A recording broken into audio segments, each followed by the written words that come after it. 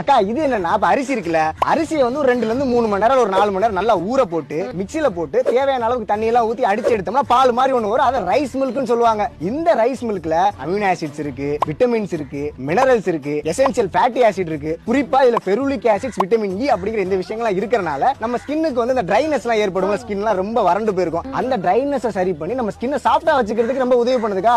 ஆமாங்க. ரைஸ்ல பாத்தீங்கன்னா உங்களுக்கு நெறைய பெனிஃபிட்ஸ் இருக்கு ஸ்கின்க்கு. அண்ட் இது வந்து கொலாஜன் நல்லா பூஸ்ட் அப் பண்ணி குடுக்கும். அண்ட் ஆன்டி ஏஜிங்க்கும் இருக்கும். பிக்மெண்டேஷன் இருந்தா ரிமூவ் பண்ணும். கொரியன் ஸ்கின் மாரி நம்மளோட ஸ்கின் வந்து பிரைட்டன் ஆகுறதுக்கு ரைஸ் ரொம்ப ஹெல்ப்ஃபுல்லா இருக்கும்.